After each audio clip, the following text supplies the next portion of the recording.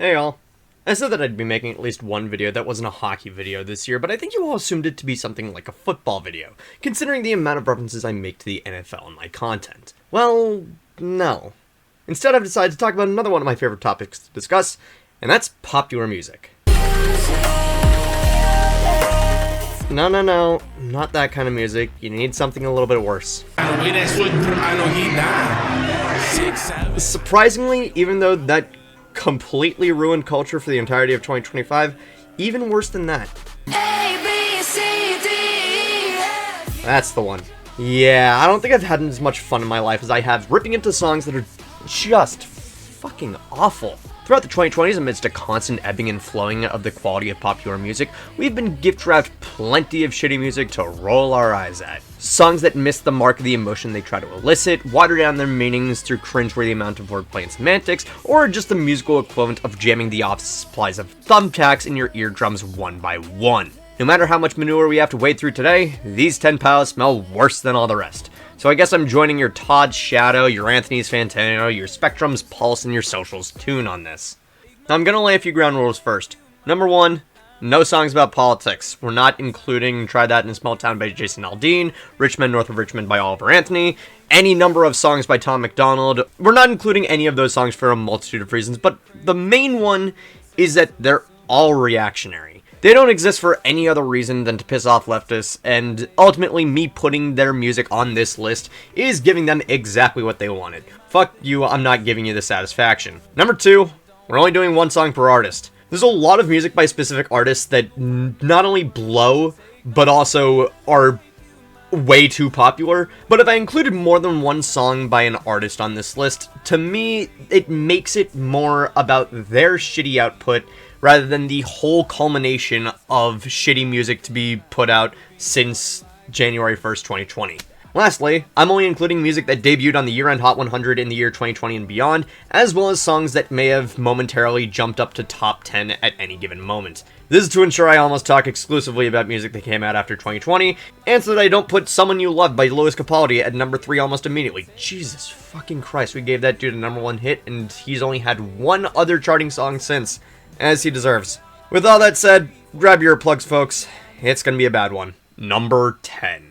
It's not often that a child actor has a boatload of success right at the gate, has a colossal drop-off as they grow out of their teeny bop phase and into being an established person on their own merits, and then manages to gain back all their goodwill as people realize, yeah, they were actually right to grow up. And while I've managed to enjoy my fair share of Miley Cyrus songs, and I've made my peace with my younger self being taken aback by her sluttiness in the mid-2010s that I now revere, this song is one that really did not earn her any flowers from me. I can buy myself flowers, write my name in the sand. Ooh, this kind of hurts to do, mostly because of the fact that this is kind of her version of Since You've Been Gone, being a shot at her ex-husband, Liam Hemsworth. A song all about how she can love herself better than he ever could, and how happy she is on her own. I always love a good breakup song, especially an I'm Better Off Without You anthem. So it brings me no happiness to put quite possibly the most famous song in that ilk since Kelly Clarkson did it on this list. But after having listened to it however many times throughout 2023 and into 2024, I grew so unbelievably tired of it because ultimately the song sounds tired of itself. The mid-range tempo of it feels so unbefitting of the bombast and catharsis that this song would usually justify, especially given the emotional racking of the brain that Miley does in the pre-chorus. When you do that much emotional turmoil in a song, you usually need to contrast it with a release of some point.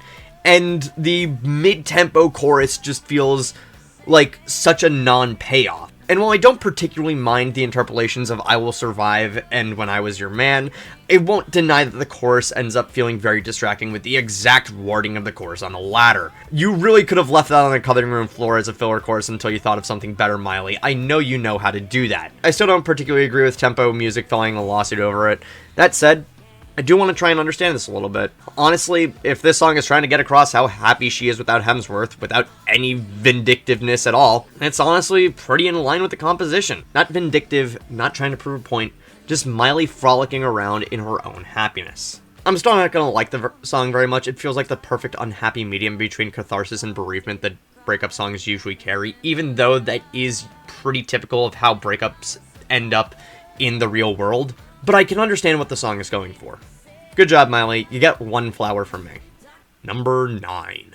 I've never been much of a country listener until recently. I get every genre has its staples, but there are only so many songs I can listen to about chicken fried, cold beers on a Friday night, pairs of jeans that fit just right, and the radio up. And the advent of bro country in the 2010s really did not help matters, with it all being about those same things, just turned up to 11. But once the party's over and everyone is gone, it's time to grow up. And those who don't usually have that bro country turn into douchebag country. I woke up on the wrong side of the truck bed this morning with a bone dry bottle of Jack Ice pouring. Damn, she got some nerve where she kicked me to the curb. Guess you could say I got what I deserve. Now, believe it or not, there's parts of this song that I believe to have decent artistic merit. Absolutely astounding that that's the case with any Hardy song, but listening to this song a few times when it came out made me think, metalcore and country could actually kind of work together, and I still hold to that. The distortion crunch and soaring guitar solos in metalcore are pretty in line with those in country music, and I still firmly believe that there's a country metal band looking to break out for the first time since Pantera inflicted Phil Anselmo's bullshit on us all. I still don't forgive Texas for that, and I will not forgive Mississippi for inflicting Hardy on us either. Trap country has always felt like such an odd juxtaposition, putting the slick and clean production of a Launchpad head to head with the grittiness and imperfection of a country twang. And barring Shabuzi as of late, it almost always sounds awful, especially with Hardy singing about getting blackout drunk in the backyard because his girl didn't want him going out to the bar, so this is the next best thing, I guess, but still being locked out of the house after it all. He states in the song that he's still got one heck of a buzz, and it certainly sounds like it, with him seemingly rambling and meandering through how he managed to fall asleep and bemoaning about how he has to be at work in the morning, before the final chorus just sends the song into overdrive with the metalcore with zero build-up at all. He screams the first 2 lines of the chorus before just giving up on the back half and going to the original delivery with maybe a little bit more of a snarl. If Hardy isn't going to be as committed to being as pissed off as he implies about being rightfully booted from his girlfriend's house for being a drunken asshole, why should I? Enjoy sleeping in the back of your truck, man. Maybe the sputtering it makes him produce a better song than this. Number 8. It's not often that I get angry at a song that has a similar chord progression to another song that was also really popular. There are only so many ideas for music composition that also result in the song getting any radio play. But rarely do I see it be this blatant with this low of quality that I actually get pissed at it. Even in one of the most common chord progressions in history that everybody has used, A minor, F major 7th, C, and G have never felt as irritating as on Without You. You cut out a piece of me and now I bleed internally, left here without you, without you. And this is just Jumper by Third Eye Blind, sung by a wailing Australian kid. wish you would step back from that ledge, my friend. You could cut ties with all the lies that you've been living in. You cut out a piece of me and now I bleed internally, left here without you, without you. There is very little to the song beyond that. In fact, I would argue that there's very little to the Kid Leroy in general, beyond the fact that he has 4 first names, meaning I trust him even less than I do anyone born with 3 first names, and that he was the protege of Juice WRLD. Whether you love him or not, you can't deny that Juice was horrendously exploited by Interscope, who gave him zero help in continuing down a self-destructive spiral because those corpo bastards couldn't see past the money he was making them. We can only hope that the same isn't the case for the Kid Leroy on Grade A. But even still, I don't think anything will really hit him that hard. Whereas on every second of Juice's music, you could feel the emotional devastation of life weighing down on him. The Kid Leroy brings a half-hearted shrug of a breakup song with a question mark at the end, where he seems to take the brunt of the blame for the relationship with this girl, and then kills all the self-flagellation with this line. So there you go, oh, can't make a wife out of What the fuck? Dude, you were 17 when you wrote this song. Don't talk to me about who you can and can't make a wife out of when most of the relationships at that time rarely last more than 2 years. Besides, how long were you expecting to get with a legendary bird? Can't make a wife out of a And then we get to the actual singing talent of him. I'll never find the words to say I'm sorry, but I'm scared to be alone. It's like someone listened to the early mid-2000s alternative scene and then got his singing voice from exactly the worst acts. The angry boy was a bit too insane. I sing over a secret pain. I can only hope he knows he doesn't belong. Number 7. Hey chat, I have just one question to you all. What you know about rolling down in the deep? When your brain goes numb, you can call that mental freeze. 2021 was such an awful time. This song had such a fucking stranglehold on any music that wasn't Without You. We were caught between a rock and a hard place socially while being trapped within the confines of our walls physically. And this may have been one of the worst songs we occupied our times with. Masked Wolf, a rapper from Australia, I'm beginning to notice a theme with their output as of late, who has done jack and shit since this song, tries to shake up the scene with a strong work ethic, multiple flows, and some of the cringiest bars to ever exist. I mean, we can start pretty much at the beginning. I believe in G-O-D, don't believe in T-H-O-T. Worst bar of the 2020s. Already. We're only at number 7 on this list halfway through the decade, and that line immediately is just the worst the decade has to offer, and I'm sure it will remain like that until December 31st, 2029. Every other line ends in similes, and they aren't even very clever ones. Give you a picture like stencil, keep it moving like kinetic, I've been going right around, call it a relay. It's a myriad of bad wordplay after bad wordplay in an effort to put forth some lyrical miracle type bullshit we've been tired of since the latter stage of Eminem's career, the majority of Logic, and almost all of Joyner Lucas. The only thing really keeping the song from being any higher is the decent flow on the back end of it. But then again, if you want someone with good flow who actually puts forth some good music, why not just listen to Jid? And even the decent flow on this song doesn't even save it from just the worst bars I have ever heard in my life about depression and his perseverance through it, but without anything to make it distinct. Everything in this song is basically tantamount to, yeah, shit was rough, man. Venting artwork is a balancing act, and that's something that I've had to realize in my own work. If you go into zero detail, you get a lowest common denominator piece of garbage, usually, that engages nobody. You go into too many specifics, and it similarly disengages people with how difficult it is to relate to the experiences. And with this one, it hews very hard into the zero detail section, as it deserved to, after its moment of glory where we were begging and pleading all year for someone to make something worth listening to. Astronaut in the Ocean, as well as Masked Wolf himself, have sank into internet obscurity, never to be mentioned beyond joking about that one song about rolling down in the deep. Number 6.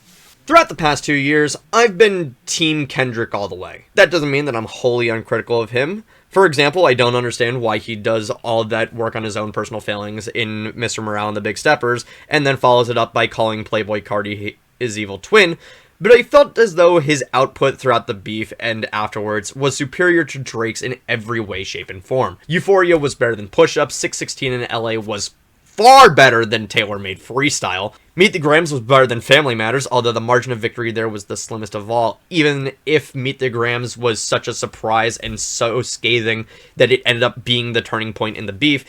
And Not Like Us was a Louisville slugger to the teeth of the Heart Part 6. Drake at this point, unfortunately, is too big to fail. His emblazoning on the cultural zeitgeist is pretty obvious. No matter what, there will always be people going back to Take Care, Nothing Was the Same, If You're Reading This Is Too Late, and Views, and there will still be delusional stands of his that say that he won the beef and that Kendrick's continued cultural dominance over the past 2 years is simply just him getting the Drake stimulus package. However, I really think that anyone going back to songs like this are out of their fucking mind. I'm too sexy for this syrup, too sexy for your girl, too sexy for this world, too sexy for this ice, too sexy for that jack, yeah. I'm pretty sure if you asked anyone from the 80s what they thought about I'm Too Sexy by Right Said Fred, they'd say they thought it was kind of funny at the start and then learned to hate it really quickly. So let's take that and interpolate it so kids in 2021 can have the exact same feelings. That'll go over well. Certified Lover Boy was, in my opinion, the worst album of Drake's entire career, and it still is to me. Everything about it screams trying to lean into absurdity for a quick buck, and Way Too Sexy is the pinnacle of it all. Drake, more than anything, wants to be the punchline, and I'd be so much more willing to indulge it if the joke wasn't so one-note and boring. Drake has likely put out lazier verses than this one on much worse performing songs, but at every other bar starting with, okay, alright, that's fine, okay, has to put this in the top 5 at the very least for laziest and most underwritten verses Drake has ever written. And it's not like he doesn't know how to write a good verse. I would argue that Energy was a much harder song on a more minimalist and unhelpful beat. Meanwhile here, he just sounds like a feature on his own song that he doesn't want to show up to. And speaking of rappers not wanting to show up to this, Young Thug sounds like he just woke up from a nap and doesn't even wake up fully by the end of it. The song that's supposed to be fun and silly and only comes across as mundane and stupid, and what I would consider to be the nadir of Drake's singles output. Even worse than I'm Upset, and even worse than Nonstop. The only interesting bar that Drake even attempts to make is about the diamond he got drilled into his tooth popping out and nearly swallowing a $60,000 gemstone. All that money can't buy you good songwriting, I guess. Number 5. And speaking of lazy sampling of music from yesteryear, we gon' spin and kill deep in the spot. A nigga telling on. We gon' spin and kill deep in the spot. A nigga telling on. Throughout the history of the genre, the battle for territorial dominance in rap music was very fiercely fought between two cities. Los Angeles' funk-inspired instrumentals and laid-back atmosphere, and New York's tough, gritty boom-bap and hustling lifestyle. In the modern zeitgeist, though, New York has lost a lot of the relevance it once had to Atlanta, and I can't help but feel as though Nicki Minaj had a decent amount to contribute to both the resurgence it had in the early 2010s and the downfall we see it in today. A decent amount of the latter is due to her co-sign of Tekashi 6ix9ine, insane beef with Megan Thee Stallion wherein she told on herself more than she affected Megan, and continued relations with sex offenders, but let's not act as though she would still be putting out bangers if none of this were happening. An irritating is fuck interpolation of Move Your Feet by Junior Senior, wherein every bar ends with body. A perfect way to milk a gimmick into me hating it in 16 bars. The point of having a gimmick like that is that you can create a contrast between your own artistic merits and creative use of a sample. When you use it on every fucking bar, the joke runs out quickly and it becomes lazy and hack. And when I say the production on this feels drowned out, I mean the bass and the hi-hats literally sounded like they were recorded underwater. I thought the snappiness of the instrumentation was kind of the point. Why does it sound as muffled as the house party going on 2 houses up the road? And then Uzi's verse. They at least come at this with more tricks up their sleeve than Nicki does, but then they talk about their cousin Glorilla being their op, and I'm simply not inclined to care all that much. And as Nicki begins her grift into far-right politics, cozying up to the leopards that tried to eat her face on so many occasions, it's become increasingly apparent that her priorities lie far more with causing controversy and generating clicks than producing anything worth listening to. The queen of rap is without her clothes, and we can see her for all her imperfections. Number 4. I suppose I shouldn't be too surprised at the excuses people are willing to make for their favorite artists. At the end of the day, if the artist is still making good music, not a single person really cares what they do in their personal lives. Not a single Led Zeppelin fan cares about the band making a song about fucking underage groupies, which they were doing throughout their entirety of their heyday. I'm pretty sure every single Travis Scott fan has memory hold the trampling death that happened at one of his concerts, and as an A Day to Remember fan myself, I prefer to act as though Joshua Woodard and most of their music after Common Courtesy just don't exist. Most people still like the music their favorite artists make, even after all the controversy. Now what about the ones that suck?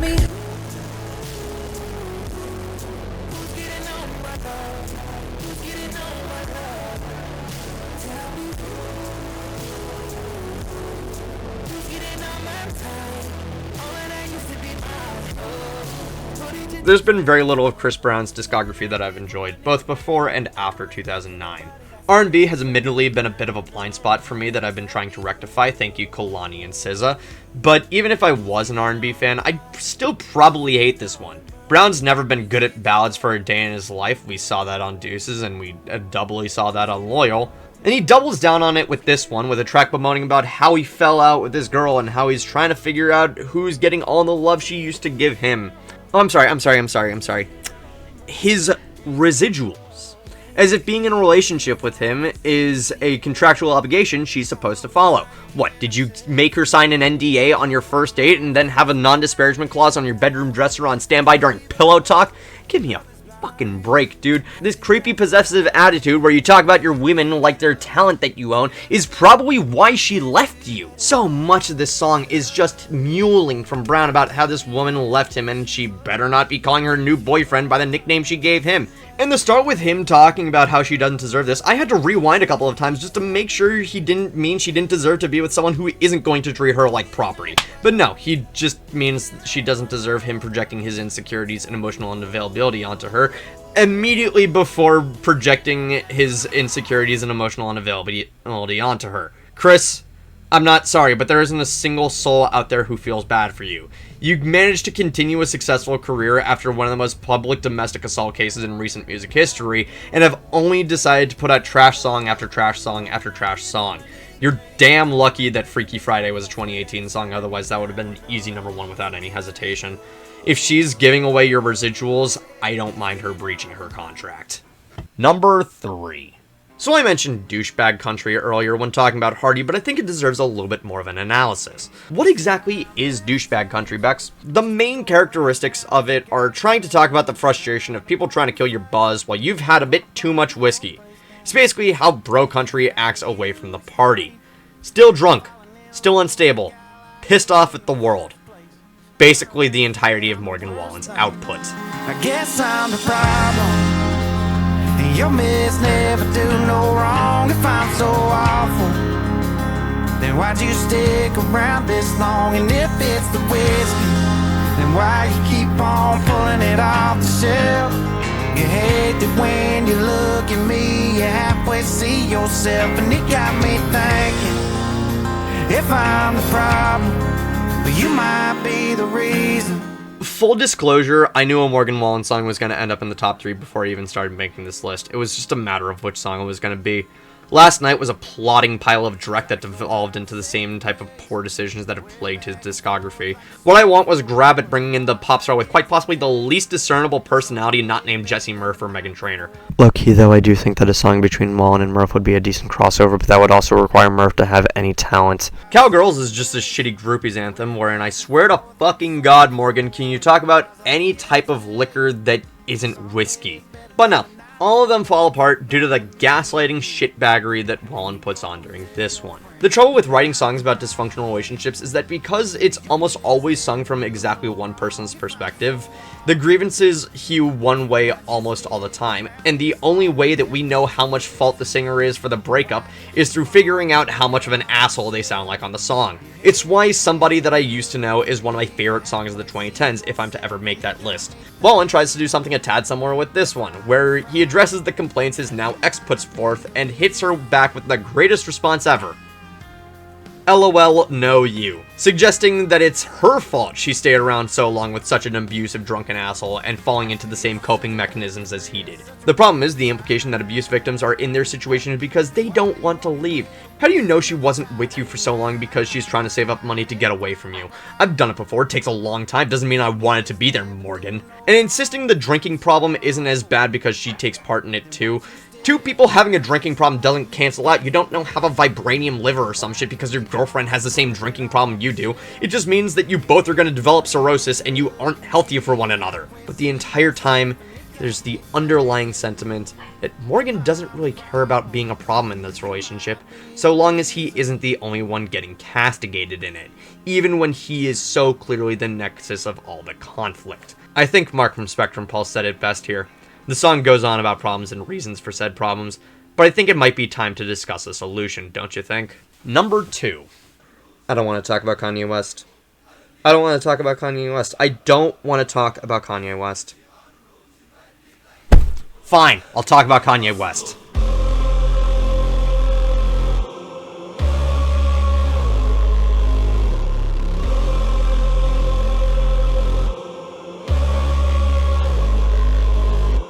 Alright, some of you probably expected this pile of dog shit to be my number one, but there's two reasons why I can't put this at number one. Firstly, Kanye fans are contrarian as hell, and they're the type to see someone get upset at him and either laugh and call you slurs, or say, oh, you just don't get it, man. So to avoid giving those bastards the satisfaction of yet another triggered lefty, he's only number 2 on this list. A fitting placement for such a piece of shit. And secondly, I seriously can't put this song at number 1 because Ty Dolla $ign, and I cannot believe I'm saying this in the Big 26, saves this song. Alexa, skip to the 1 minute 38 second moment of Carnival. Little bitch, I'm a superstar. These hoes wanna fuck my car.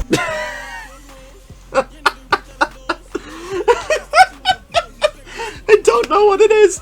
I really don't know what it is, but the way he just says, these hoes wanna fuck my car, makes me laugh my ass off. I could have that one line play over the beat and I'd be able to listen to it for dozens and dozens of seconds, which is more than I could say about the rest of the song. Alright, let's actually get into it. First off, Italian soccer hooligans. Yeah, not a great way to beat the fascist collaboration allegations when you're getting one of the most ultra-nationalist sports fan bases on the planet to provide the chanting in the background. Just a bafflingly porn-brained song about how these girls want to ride dick like a carnival. The shitty Columbine joke right off rip is about as off-putting as when Lil Yachty did it on Broccoli 8 years before this one. And then we get into Kanye's verse about how they've served us porn since the day we were born, as if he's not making the most desperately horny song he's made since the one about fucking a model who just bleached her asshole. And Cardi's verse to close it out is quite possibly the most I don't want to be here verse I've heard in my life. Underwritten and annoying in his Kermit the Frog-esque delivery before you just get the Inter Milan hooligans playing us out. Songs like this make me happy no one seems to be indulging Kanye's apology tour right now. Granted, I do kind of believe that this calls into question the way that this country and our society at large treats those with debilitating mental illnesses, with everyone treating Kanye as a sideshow and goading him into making some of the worst music and worst decisions of his entire career. But here's the thing. Fixing Kanye West is not my job. I don't care very much if he tries to get back into good graces. He's burnt nearly every bridge he has with the industry, and it's up to him to rebuild them with the dwindling number of people who would continue to put up with him.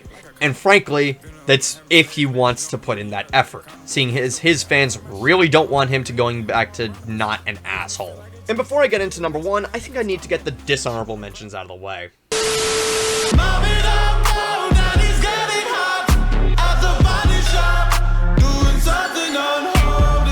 I really wanted to put this on the list at number 10 just for how frustrating it is. Every single time I listened to it, I found more things to dislike about it.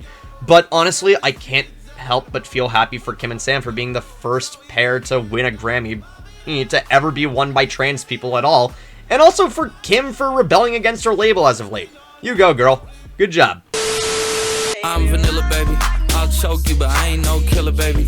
She 28, telling me I'm still a baby. I get love in Detroit like Skillet, baby. And the thing about your boy is I still cannot fathom how this song ended up higher than Not Like Us on the 2024 chart. It's beyond stupid, but I think the tongue-in-cheek delivery of it all, where he knows it's really stupid, I don't know, I kind of fuck with the ironic attachment with it a little too much to hate enough to put it on the list, actually.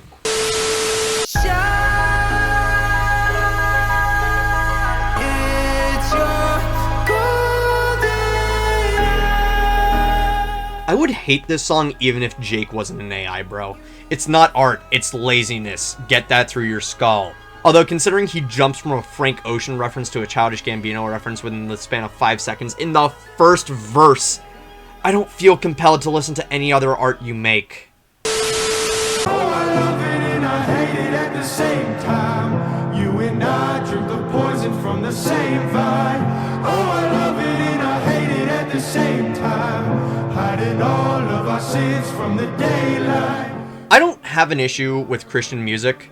What I have an issue with is the shameless Hozier ripoff that gets all of the instrumentation and nothing to back it up with. Just a miserable listen from someone who, admittedly from himself, makes miserable music. But I have just one question. Could estrogen have saved David Kushner from this misery? fuck you and you and you. I hate your friends and they hate me too. My god, we were fucking desperate in 2020. Could have my Gucci on. I go in my Louis Vuitton. But even with nothing on, Made you look. I made you look. Big note to Megan, this kind of song does not make anyone look. If you made us look, you wouldn't need to be saying it now, would you? Lonely road, take me home to the place that we went wrong. This is mostly just here because my dad said it should be. I agree that the interpolation of Country Roads is really fucking bad, but I think MGK and Jelly Roll do a decent amount more with it than any other interpolated direct that I put on this list. And I mean, shit, it was better than the other interpolated mess that Jelly Roll featured on in 2024. I don't know, this song isn't good by any stretch of the imagination, but I think I just have a little bit too much respect for it, which honestly, any respect for this song is too much. And now we walk through the valleys of the shadows of death. Number 1. The number 1 selection of this list is the real reason why I put the extra stipulation of songs being allowed if they hit the top 10 at any point. Granted, every single song this artist makes is almost surgically precise in how engineered it is to top the chart. This was a song that, more than anything on this list, left me disillusioned. I never bought into the insane amount of hype behind this artist to begin with, but this one made me call into question why the hype even existed. However, probably the most frustrating part about this is that I know this criticism isn't going to cut. Not one bit. After all, the subject of my ire wouldn't even be phased. She's not mad. She's so not mad. In fact, I have an inkling that she might actually find it to be... It's actually sweet. All the time you've spent on me, it's honestly wild. All the effort you've put in, it's actually romantic. I really gotta hand it to you. Ooh, no man has ever loved me like you do. I would just like to preface this with the fact that as a staunch anti-capitalist, I abhor Taylor Swift on principle. The way she games the system with 47 versions of her own albums to ensure her spot on top can never be challenged by anyone. The way she specifically designs the releases of her vinyl blow to coincide with releases of other artists to further force herself into the spotlight and kill any momentum that smaller artists might have. The fact that she needs a private jet to get from one end of her private jet to the other. Everything about her is just cultivated to be shoved in everyone's faces, to where even complaining about her is just the part of the culture that she breeds. Everything about her sickens me to my core, really. But even still, I'm not immune. I still think that the 3-album run she had with Fearless, Speak Now, and Red was amazing, and she's put out songs beyond those albums that I do like. But The Life of a Showgirl was a reckoning. Not just her worst album to date, but one that former Swifties told me completely colored their perception of her earlier catalog. And while I could have realistically put any song from it on this list, this was the worst on the album, the worst of her entire career, and the worst song of the entirety of the 2020s so far. But I haven't even gotten into the song yet. This is a diss response to Charlie XCX's song Sympathy is a Knife, off of Brat from 2024. Yes, I actually have it on cassette. A song all about Charlie going into her acquaintance with an unnamed contemporary that many interpreted to be Taylor Swift as the timeline added up, and the immeasurable level of insecurity she has around someone that famous and talented, even though they're in the same field. Let's not get it twisted. Sympathy is a Knife is not a diss song. It, like much of Brat, ends up being a dissertation on the amount of mental fuckery that's going on in Charlie's mind at any given moment, tapping into her insecurities and instabilities. And besides, I wouldn't call a song that has the lyric, "I couldn't even be her if I tried," to be a diss. And here's where I get into a little bit of a tangent. On August 30th, Taylor got engaged to NFL tight end and 3-time Super Bowl champion Travis Kelce, captioning the ceremony with, "Your English teacher and your gym teacher are getting married." And that got me thinking. English teacher. Not music teacher, but English teacher. I guess it's pretty apt given her literature references throughout her discography, but one question still plagues me. Aren't English teachers supposed to be good at interpreting text? Apparently not, since Taylor takes everything in Sympathy is a Knife as a personal slight and delivers a disgusting "you're obsessed with me" anthem in response. I don't want to get it twisted and make you guys think that I believe Charlie to be completely infallible, but this kind of response to a song that was more about the internal monologue of someone in her orbit than her specifically reveals her to have the thinnest skin imaginable. Not like other songs on the album like Eldest Daughter help in that regard, but you have enough money to simply not care about anything anyone says about you, and instead you find yourself shaken enough to do this. And it's not like the song itself is any good to begin with. I minced no words when I said that this is the worst song of her career. Worse than Bad Blood, worse than Picture to Burn, worse than anything off of Reputation, and that's discounting the shit about Charlie. We're past that at this point. The chord progression is just Where Is My Mind by the Pixies, which would be interesting if it didn't just make me want to listen to an infinitely better song, a la Without You from earlier on this list. The bars about arguing the toy chihuahua feel pretty self-defeating. If she's like a toy chihuahua complaining, then why give her the time of day? You are world crusher Taylor Swift, the Amazon and Walmart of the music industry, and you're giving her this much space in your head? Also, isn't it kind of weird and hypocritical that she let a song tangentially about her being so ingrained in the psyche of someone else to be so ingrained in her own psyche that she makes a whole last song trying to read them to filth? And then the bridge. Quite possibly the worst section of any song she's ever made. It's kinda making me wait. A 2-pack of ass. Never, ever do that again, Taylor. Never. Throughout all this Regina George posting, never once does it come across to Taylor the lack of self-awareness that was the quintessential Mean Girl. And by feeding into that same energy, with zero self-awareness of who she has made my least favorite song of the 2020s. I don't even have a witty note to end this on. Just take your hiatus and make me forget you existed. And thus ends the list. If you like this video, why not hit the like button? It won't bite unless you ask it to. I know some of you are into that. I may or may not be branching out into content about general topics I enjoy, so I promise this won't be the only music-related video I make. But till then, this is Bex from Into the Den, urging you all to think about what you're responding to before you respond. I'll see you all in the next one. Take care.